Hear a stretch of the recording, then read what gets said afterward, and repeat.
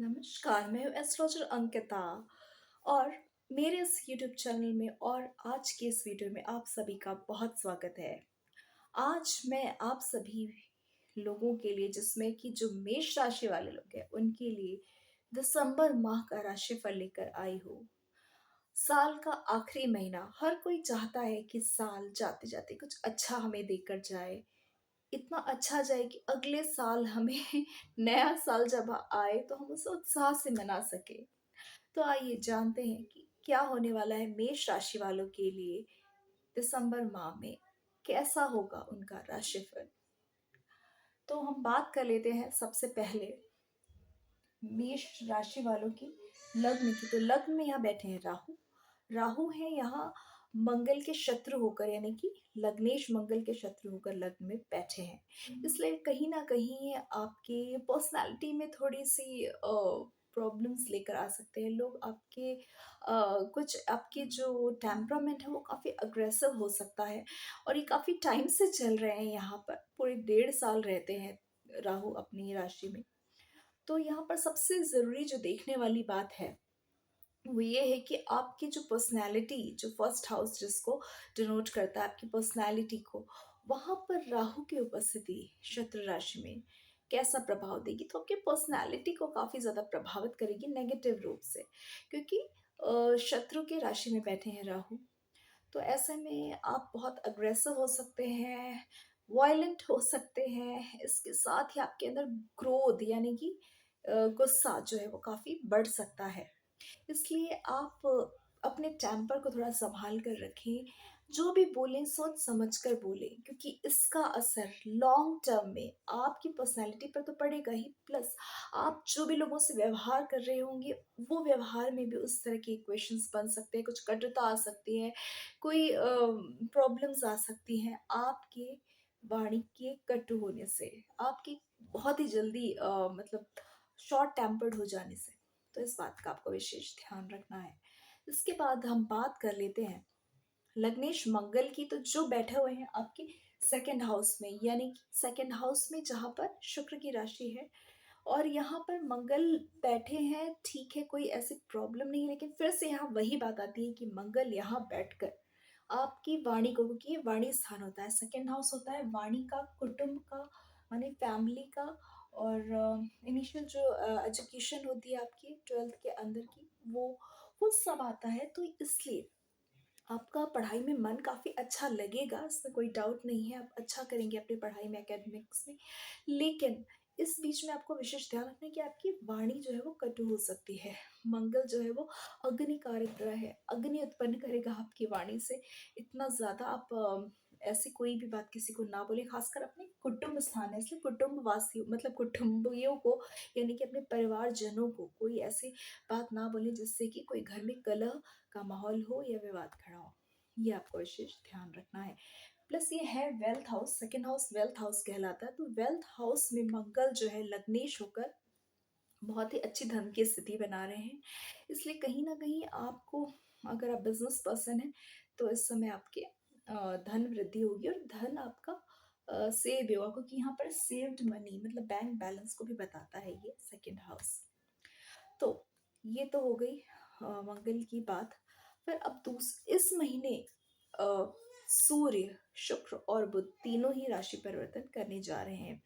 तो सूर्य जो है अभी इस समय आपके अ, सूर्य 16 तारीख तक, यानी कि 16 दिसंबर तक आपके अष्टम स्थान में यानी कि वृश्चिक राशि में गोचर करेंगे। लेकिन 16 दिसंबर से ये आपके नवम भाव यानी कि भाग्य स्थान में धनु राशि में प्रवेश कर जाएंगे। और 5 दिसंबर को शुक्र अपना राशि परिवर्तन करने जा रहे हैं। तो शुक्र जो है वो भी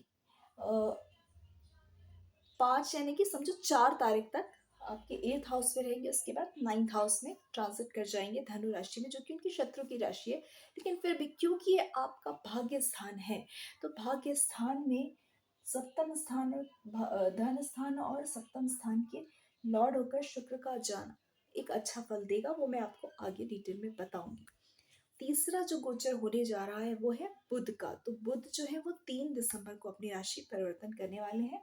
तो 2 तारीख तक वो आपके 8th हाउस में ही रहेंगे और उसके बाद 3 तारीख से यानी कि 3 दिसंबर से आपके 9th हाउस में गुरु की राशि में धनु राशि में प्रवेश कर जाएंगे।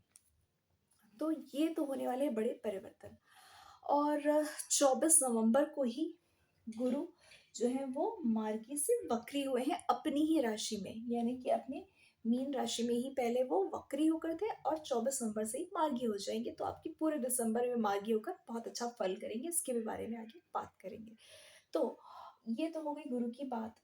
शनिदेव जो है वो 23 अक्टूबर को ही अपना मतलब राशि तो वहीं बैठे हुए हैं लेकिन वक्री से मार्गी हो चुके हैं, तो इनके भी फल में वृद्धि होगी। और जैसा कि आपकी कुंडली में ये करियर हाउस और इनकम हाउस के लॉर्ड होकर करियर हाउस में केंद्र में बैठे हैं, तो बहुत ही अच्छा फल करेंगे करियर के मामले में। तो यहाँ पर बात कर लेते हैं आपके मिथुन राशि की। तो मिथुन राशि का जो स्वामी है वो बुध है, साथ में 6th हाउस यानी कि ऋण क्षेत्र वाले हाउस का भी लॉर्ड होके ये बुध 2 तारीख तक तो आपके 8th हाउस में रहेंगे। इसलिए छोटे भाई बहनों से आपको सहयोग मिल सकता है, मित्रों से भी सहयोग मिल सकता है। और इसके साथ ही यहाँ आपके 6th हाउस का लॉर्ड है, इसलिए थोड़े से आपको स्किन से रिलेटेड कुछ हेल्थ इश्यूज हो सकते हैं, मतलब कुछ स्किन में इरिटेशन, स्किन एलर्जी, इस तरह की चीज़ें आपको फेस थोड़ी सी करनी पड़ सकती हैं। तो ये है। और उसके बाद बुध की बात कर ली गई। उसके बाद जब ये बुध ट्रांजिट होके धनु राशि में आ जाएंगे तब उस समय कैसा फल करेंगे। तो धनु राशि में जब ये आ जाएंगे तो यहाँ आकर ये क्योंकि 3rd हाउस के लॉर्ड होकर वहां बैठ रहे हैं, तो इसलिए पराक्रम स्थान को पूर्ण दृष्टि से देखेंगे तो आप जो भी मेहनत करेंगे उसका पूरा फल आपको उस समय मिलने लगेगा। ये एक अच्छा समय है आपके लिए, खासकर वो लोग जो 6th हाउस जो है कंपटीशन को भी बताता है। तो जो कॉम्पिटिशन्स किसी कॉम्पिटिटिव एग्जाम्स में के लिए प्रिपेयर कर रहे हैं वो लोग के लिए भी एक अच्छा समय रहेगा अगर ये भाग्य स्थान में चले जाते हैं तो। ये बहुत ही अच्छा, इसमें आपका भाग्य भी साथ देगा इस कंपटीशन में आपको सक्सेस मिलने के लिए। अब इसके बाद बात कर लेते हैं चतुर्थ स्थान यानी कि चंद्रमा तो राहु से युक्त रहेंगे आपकी कुंडली में, तो इसलिए कहीं ना कहीं वो थोड़े पीड़ित हैं ही। इसलिए आपको इस बात का विशेष ध्यान रखना है क्योंकि चंद्रमा की राशि पर शनि की पूर्ण दृष्टि भी पड़ रही है, इसलिए थोड़ा मन जो है, चंद्रमा जो होता है मन का कारक होता है, इसलिए मन को अशांत करेंगे। तो ये महीने तो कम से कम वैसे भी आपका मन थोड़ा अशांत रहने वाला है क्योंकि गुरु जो है आपके चंद्र कुंडली के हिसाब से लग्न में हो रहे हैं, तो इसलिए दोनों तरफ से आपका चंद्रमा जो है वो पीड़ित हो रहा है। तो इसलिए आपको अपने आपको ज़्यादा से ज़्यादा मेडिटेशन करना है और कोई ऐसे अच्छे फ्रेंड्स हैं उनसे जो अच्छी आपकी काउंसलिंग कर सके, आपको अच्छी तरह समझा सके, उनसे अपनी प्रॉब्लम्स को शेयर करना है और अपनी टेंशन को कम करना है। बेकार की बातें बिल्कुल नहीं सोचनी, नेगेटिव थॉट्स को बिल्कुल आने नहीं देना है। उसके बाद माता के स्वास्थ्य में भी थोड़ा सा आपको परेशानी दिख सकती है, इसलिए माता के स्वास्थ्य का आपको विशेष ध्यान रखना है। 5th हाउस जो है इसका लॉर्ड यहाँ पे सूर्य बनते हैं, जो कि competition exams, love partner, love relationships के साथ ही हायर एजुकेशन का भी होता है। तो यहाँ पर सूर्य जो है 8th हाउस में बैठने की वजह से माने कि आधे महीने दिसंबर के 15 तारीख तक तो ये 8th हाउस में रहेंगे, इसलिए कहीं ना कहीं आपके कंपटीशन एग्जाम की जो तैयारी करें उनको भी प्रॉब्लम्स आएंगी, सूर्य की वजह से थोड़ी परेशानी आ सकती है।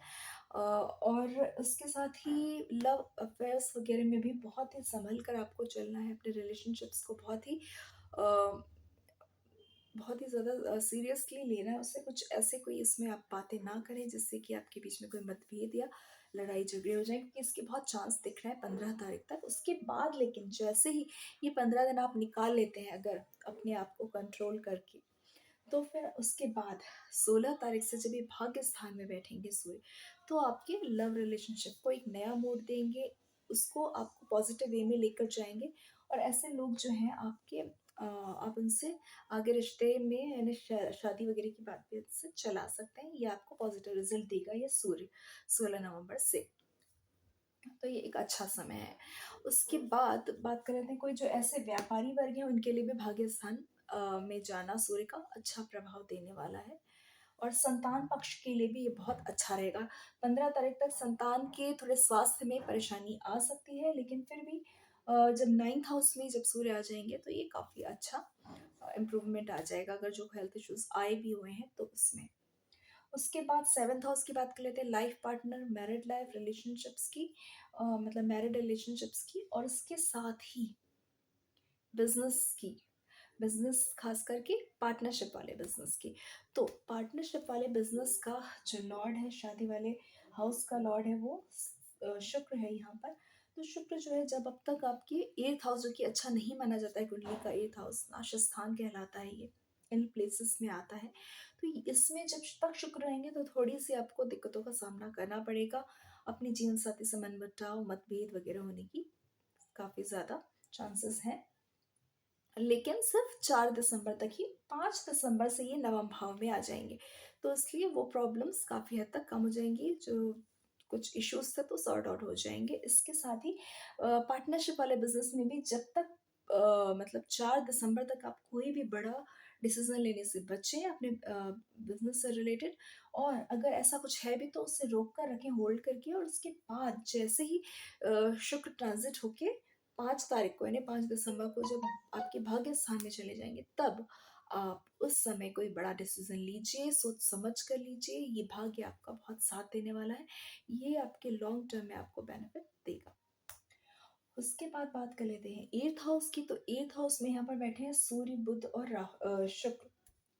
तो ये इसमें से कि सूर्य को छोड़कर ये दोनों ग्रह तो पहले हफ्ते के अंदर ही मतलब ट्रांजिट कर जाएँगे, और यहाँ पर मंगल की राशि भी पड़ रही है। तो जब तक ये रहेंगे यहाँ, यानी कि शुक्र 2, 3, 4, 5 दिन तक, तब तक तो ख़ैर मंगल धन स्थान को देख रहे हैं, इसलिए धन के नए स्रोत बनेंगे, धन का आगमन होगा। तो उसमें कुटुंबजनों के साथ, यानी कि घर वालों, परिवार वालों के साथ आपके बॉन्डिंग अच्छी रहेगी, कोई अच्छे घर में मांगलिक कार्य भी हो सकते हैं। इसके बाद लेकिन जब जब इसके बाद ये ट्रांज़िट हो जाएँगे बुध और शुक्र दोनों ही पहले हफ्ते में, तब उस समय आपके भाग्य स्थान में जाने से ये मतलब आपके जो भी 8th हाउस है उस समय सब खाली हो जाएगा, सिर्फ़ सूर्य ही बचेंगे। तो इसलिए कोई ऐसा ख़ास पिता के स्वास्थ्य का थोड़ा आपको ध्यान रखना है, क्योंकि सूर्य जो होता है पिता का कारक होता है, 8th हाउस में बैठा हुआ है। तो इसलिए अपने पिता से मतभेद होने से भी थोड़ा-सा आपको बचना है, कोई मतभेद ना हो आपके पिता से, ये बात का आपको ध्यान रखना है। फिर उसके बाद कोई पैतृक संपत्ति से भी संबंधित कुछ, अगर ऐसे घर में कुछ चल रहे हैं, कोई मामला चल रहा है, तो उसमें भी आपको थोड़ा सँभल कर रहना है इस समय। तो लेकिन फिर भी आपके फ़ेवर में ही होगा। इसमें कोई टेंशन की बात नहीं है, ख़ासकर कि जब सूर्य आ जाएँगे आपके नवम स्थान में। तो कहीं न कहीं ऐसे लोग जो कि ये तो भाग्य स्थान की हम बात कर रहे हैं, कि भाग्य स्थान जो कि नवम भाव है, उसकी बात कर लेते हैं। उसमें नवम भाव में आपके गुरु की राशि है, तो गुरु जो है वो 24 नवंबर से ही मार्गी हो गए हैं वक्री से, 12th हाउस में ही हालाँकि, लेकिन फिर भी ये ऐसे लोग जो कि अ, ऑन साइट पे जाना चाह रहे हैं, ऐसे जॉब में हैं अपने आईटी फील्ड वगैरह में, उनके लिए बहुत अच्छा समय है। इस समय आपको बाहर विदेश यात्रा के बहुत ज़्यादा अच्छे योग बन रहे हैं, और उसके बाद कहीं न कहीं करियर हाउस के लॉर्ड शनि की दृष्टि भी यहाँ पर 12th हाउस पर ही गुरु के ऊपर पड़ रही है, जो कि नवम स्थान के स्वामी भी हैं। इसलिए कुल मिला के ये योग बहुत ही अच्छा विदेश यात्रा का है। ऐसे व्यापारी वर्ग जो कि एक्सपोर्ट-इम्पोर्ट वगैरह का काम करते हैं, बिज़नेस करते हैं, उनके लिए भी बहुत अच्छा समय है। आप कुछ एक्सपोर्ट वगैरह करके काफ़ी अच्छा अपने बिज़नेस को ग्रो कर सकते हो, उसमें काफ़ी आपको बूस्ट मिलेगा, ग्रोथ मिलेगी आपके बिज़नेस में। तो ये भाग्य आपका बहुत ज़्यादा साथ देने वाला है। इस महीने तो ये बहुत ही अच्छा भाग्य के लिए आपके बहुत अच्छा है ये महीना। उसके बाद करियर हाउस की बात कर लेते हैं, जहाँ पर शनि मार्गी होकर बैठे हुए हैं अ, मकर राशि में स्वगृही होकर।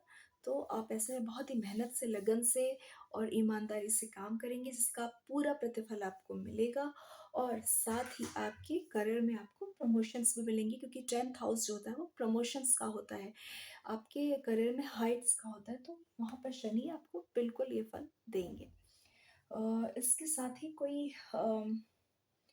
इनकम हाउस के भी लॉर्ड यहाँ पर शनि ही हैं, तो 11th हाउस की भी बात कर लेते हैं। तो शनि यहाँ पर करियर हाउस में बैठे हैं, तो डेफिनेटली आपके चाहे जॉब हो या बिजनेस हो, दोनों से ही मेष राशि वालों को बहुत ही ज़्यादा अच्छा लाभ होगा, इनकम होगी, प्रॉफिट बढ़ेगा बिजनेस में, जॉब में अच्छे अवसर मिलेंगे, इंक्रीमेंट होगा।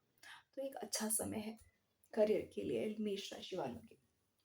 उसके बाद बात कर लेते हैं 12th हाउस की। तो 12th हाउस में गुरु बैठे हैं भाग्य स्थान के स्वामी होकर, तो कहीं ना कहीं विदेशों से आपके धनागमन कराएंगे, साथ ही अम, आपके कुछ अच्छे कार्यों में पैसे खर्चे होंगे, यानी कि धर्म कर्म के कार्यों में आपके पैसे खर्च होने की संभावना है। और इसके साथ ही आपका अध्यात्म में भी आपकी रुचि बढ़ेगी, उसको एक्सप्लोर करना चाहेंगे कि क्या है स्पिरिचुअलिटी, अध्यात्म में क्या चीज़ें हैं जो हमें मतलब आगे लेकर जाती हैं।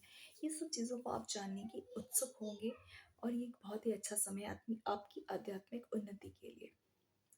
तो इस तरह से ओवरऑल पूरा हम एक कुंडली का ओवरव्यू देखें तो उससे यही पता चलता है कि कहीं ना कहीं मेष राशि वालों के लिए सबसे इम्पोर्टेंट चीज़, तो क्योंकि कुंडली में होती है भाग्य स्थान, तो वो प्रबल नजर आ रहा है। इसलिए सारे जो थोड़े बहुत ऊपर अप्स एंड डाउन्स आ भी रहे हैं, वो भी उसको ओवरकम कर जाएंगे आप, क्योंकि भाग्य आपका पूरा साथ देगा। ये एक आपके लिए बहुत बड़ा प्लस पॉइंट है। उसके बाद करियर हाउस में भी शनि की उपस्थिति, वो भी मार्गी हो चुके हैं, डेफिनेटली करियर से जुड़ी भी प्रॉब्लम्स ठीक हो जाएंगी। बिजनेस अपॉर्चुनिटीज के लिए भी अच्छा समय है नया बिजनेस स्टार्ट करने के लिए, लेकिन 5 तारीख के बाद से तो वो तो सब 4 दिन की बात है दिसंबर में, उसके बाद तो अच्छा ही होना है। तो ओवरऑल देखा जाए तो कुंडली अच्छी, बस एक प्रॉब्लम है कि थोड़ा सा चंद्रमा को लेके थोड़ा सा आप काफ़ी समय से परेशान हैं, थोड़े मेंटली आप स्ट्रेसफुल फील कर रहे हैं, मेंटल पीस की कमी है। और ये अभी जब तक राहु आपके लग्न में चल रहे हैं तब तक ये परेशानी रहने ही वाली है। और शनि भी जब तक कि 17 जनवरी को कुंभ राशि में नहीं चले जाते तब तक भी ये परेशानी रहेगी। ये है कि उनके वहां जाने से, यानी कि शनि के 17 जनवरी को कुंभ राशि में जाने से कुछ आपकी मानसिक कष्ट कम जरूर होंगे, क्योंकि ये दो राशि दो दो शनि और राहु दोनों परम शत्रु हैं जो चंद्रमा के, उनका प्रभाव जो पड़ रहा था उसमें से कम शनि का प्रभाव तो हटेगा। और ये है कि आपके राहु जो है ना उसका प्रभाव थोड़ा सा और आगे समय तक आपके रहने वाला है।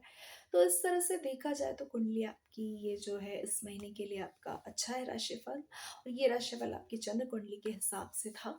और एक बात और क्लियर कर देती हूँ कि ये जितने भी दुनिया में लोग हैं, अरबों खरबों लोग हैं, इनमें सब में से कितने लाखों कितने करोड़ों लोगों की एक ही राशि होती है, यानी कि सिर्फ 12 तो राशियां हैं। इसका मतलब ये नहीं कि हर किसी के साथ जो एग्जैक्टली ऐसा ही होकर आ रहा हो, क्योंकि खुद ही एक प्रैक्टिकल सी बात है कि अगर आपकी कुंडली जो जन्म पत्री है वो तो हर एक जुड़वा भाई बहन की भी अलग होती है, तो इसलिए उसके हिसाब से उनको भाग्यों का अपने फल मिलता है, अपने कर्मों का फल जो मिल रहा होता है वो सबका अलग होता है, क्योंकि उनकी कुंडली अलग होती है। तो कुंडली में आपके कैसे क्या ग्रह चल रहे हैं उससे कहीं ना कहीं डिफरेंस आता ही है।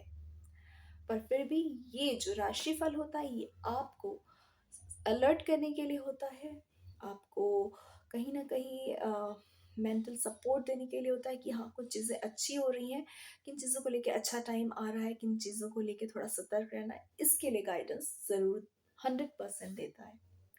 आई होप कि आपको मेरा ये वीडियो पसंद आया होगा। आज ही मेरा फर्स्ट वीडियो है चार्ट पर, थोड़ा सा मेरी जो मार्कर पेन है वो ठीक नहीं चली थी, still I am sorry for that. Next time से मैं इसे अच्छे से बनाकर प्रिपेयर करके रखूँगी। अगर आपको मेरा ये वीडियो पसंद आया तो उसे प्लीज़ लाइक शेयर कीजिए और मेरे चैनल को सब्सक्राइब कीजिए। Thanks for watching.